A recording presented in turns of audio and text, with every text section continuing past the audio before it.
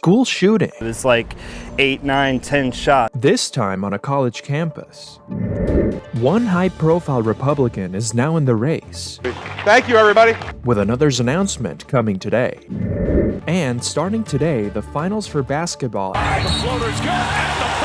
and hockey are in South Florida. They score, Lundell! These stories and more coming up on Newsbreak.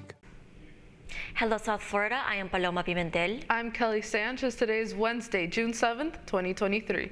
Live from the Lee Caplin School of Journalism and Media in North Miami, this is Caplin News.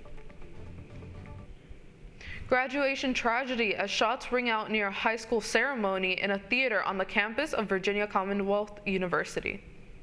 An 18-year-old who just graduated was one of the victims who died in this mass shooting. As CNN's Gloria Pasmino reports, the Richmond, Virginia community is trying to cope with the last night's senseless act of violence. It was supposed to be a day of joy and celebration for high school graduates here who were gathering with their families right in this park that you see behind me after their commencement ceremony, which took place inside a local theater less than a block away from where we are standing. That's when police say a gunman opened fire inside this park, sending people running for cover in yet another mass shooting. Obviously, this should have been a safe space. People should have felt safe at a graduation. A safe place turned deadly Tuesday night as gunshots rang out following a high school graduation in Virginia. Graduates and their families were celebrating and taking photos in Richmond's Monroe Park when chaos erupted. Just everybody started running and I pushed her down on the ground. We got down on the ground and it's just chaos from there. You just kept hearing shots. It was like 8, 9, 10 shots. Several non-gunshot related injuries were also reported due to the panic as people rushed to safety, including a 9-year-old girl who was hit by a car. People were having panic attacks, falling on the ground, screaming. Some people fell. One child was hit by a car. Richmond police say a 19-year-old man who they believe was the shooter is in custody. Huguenot High School's ceremony was the second commencement to happen at the Altria Theater Tuesday. A third scheduled ceremony for later that night was canceled. Richmond's mayor expressed outrage over the tragedy and promised those who are guilty will be brought to justice. This should not be happening anywhere. Anywhere. A child should be able to go to their graduation and walk out their graduation and enjoy the accomplishment with their friends and their families. Now, Tuesday's shooting marks at least the 279th mass shooting in the United States so far this year. That is according to the Gun Violence Archive.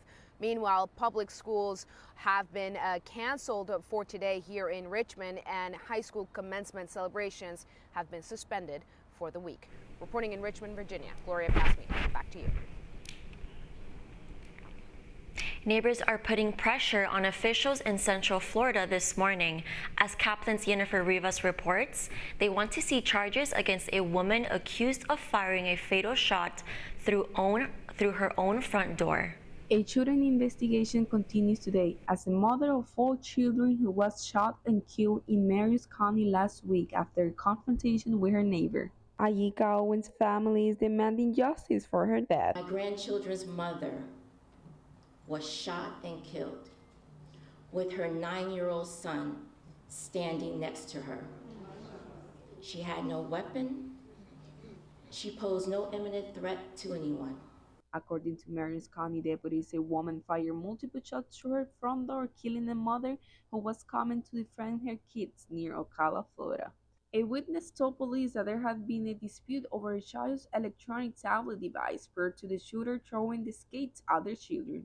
As a mother, the protector of her children, she wanted to know why this happened. Local law enforcement officials have acknowledged the incident and assured the community that they are taking the case seriously. No arrest has been made in the case. I wish our shooter would have called us instead of taking actions into her own hands. Ajika adored her children. She lived, eat, and breathed for them. They were her everything. And now because of this senseless act, they are now without her. In Monday's news conference, authorities displayed full calm and patience as they investigate the shooting, working to recover possible video footage and interviewed the children who witnessed the incident. Authorities have not named the shooter or shared any identifying information. According to a new release yesterday, the incident report described the shooter as a 58-year-old white woman. On the door, when there was no answer, she simply replied, "I know you hear me." There was no altercation. At the time that was said, the shot rang, killing Miss Owens in front of her children. For Caplin News, I'm Jennifer Rivas. It's announcement day for the presidential campaign of former Vice President Mike Pence. Pence was at the Iowa State Fair over the weekend and said that today would be the day that he makes his big announcement and that he would do it in Iowa. Even though that event is scheduled for later today, Pence made it official with an internet video early this morning. That's why today, before God and my family, I'm announcing I'm running for President of the United States. Also now in the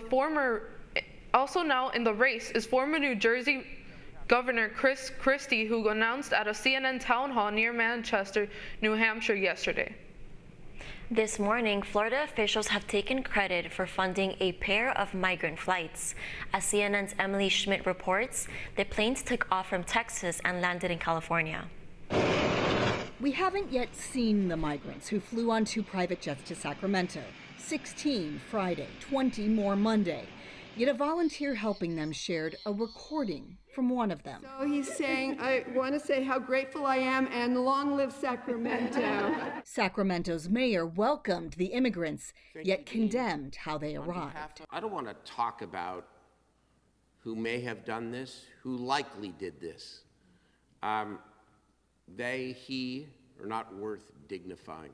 California state leaders are more direct. There's a pattern here. There's documentation here. The document clearly that we have in our possession says the state of Florida. So we believe that the state of Florida, Governor DeSantis, is behind it. Tuesday, the state of Florida took credit for the migrants' flight from El Paso to Sacramento, saying in a statement a contractor ensured they made it safely to Catholic charities. The statement continues, Florida's voluntary relocation is precisely that, voluntary. Those who have met the migrants say they are legally in the country and reported being promised help getting jobs, shelter, and clothing if they went someplace else. That dream quickly became a nightmare. They were lied to and deceived. El Paso's mayor says no one consulted the city before taking the migrants and says we would never use individuals in a political stunt. One complication, some of the migrants now in California have court dates scheduled in other locations. I'm Emily Schmidt, reporting. Governor Ron DeSantis has signed a bill establishing protections for the Floridians in the digital space. The governor made the announcement yesterday near Orlando. Senate Bill 262 aims to protect the data privacy of people online. It includes what DeSantis calls the Digital Bill of Rights. It gives users more information and control over their own personal data. The bill will be enacted into law next year in July. Do you feel that buzz in the air? It's the NBA Finals and the Stanley Cup Finals shifting to South Florida. That's still ahead, and so is this story. Everything's going well, but this one out toward left field, deep and gone. The Marlins were at home last night and looking for their 5th win in a row. Newsbreak will be back in 2 minutes.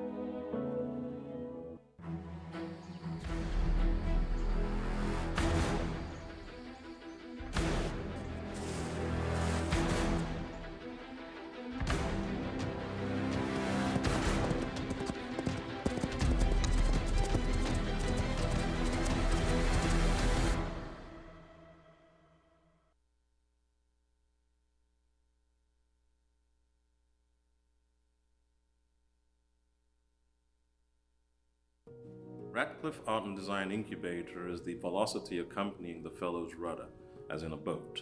Unless there is movement or action, the planned direction is of little consequence. We encourage the creative ideas into action, and from the experience of doing, we critically assess the feedback, adjust, and set out to rediscover the potentialities of an entrepreneurial mindset.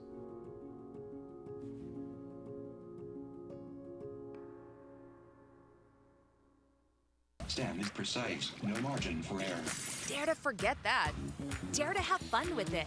Get weird with it. Dare to send those old STEM theories flying past the neighbor's house into outer space. Dare to program something internet-breaking, record-breaking. Dare to blow their minds. Dare to learn the difference between sedimentary and metamorphic rock. Go find those rocks. Dare to keep daring. Dare to STEM. Check out She Can STEM to get started.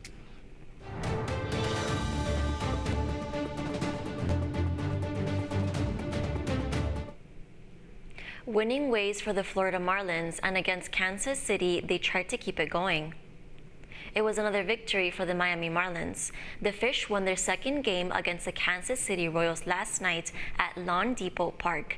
Even though the Royals scored in the 6th inning, the Marlins were undefeated. The final score was Royals 1, Marlins 6. The Royals will face the Marlins again tonight at 6:10 p.m. here at home. Both the Panthers and Heat are rested and ready to play at home. Tonight, the Miami Heat took a 2-1 lead over the Denver Nuggets in Game 3 after tying the series at one game apiece in the Mile High City. Tomorrow night, the Florida Panthers look to get their first win of the Stanley Cup against the Vegas Golden Knights after losing their first 2 games in Vegas. If you aren't able to attend tonight's finals matchup at the Kaseya Center against the Denver Nuggets, tune in to ABC at 8:30 p.m. And if you can't be in attendance at the FLA Live Arena to watch the Panthers against the Vegas Golden Knights, tune in tomorrow night at 8 p.m. You're watching Newsbreak, and we're coming right back.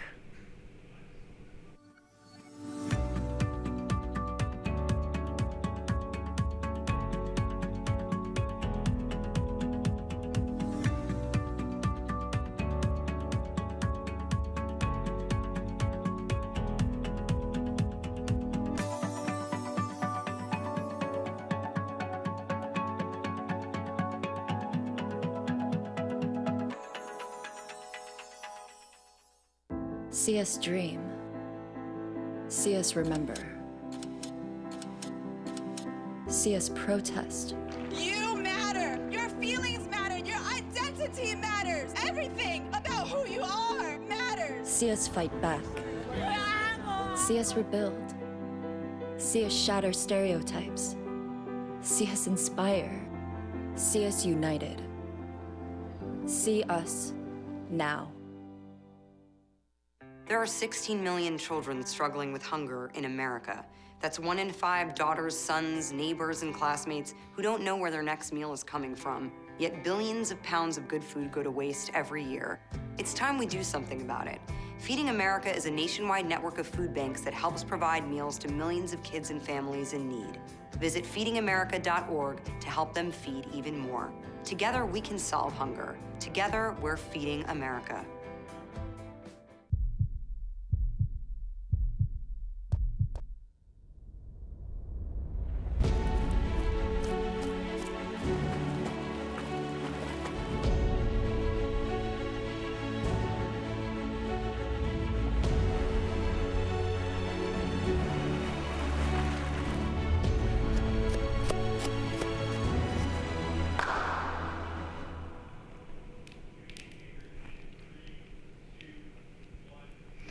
That's all the time we have for Newsbreak. I'm Kelly Sanchez. I'm Paloma Pimentel. Get more news anytime at caplinnews.fiu.edu.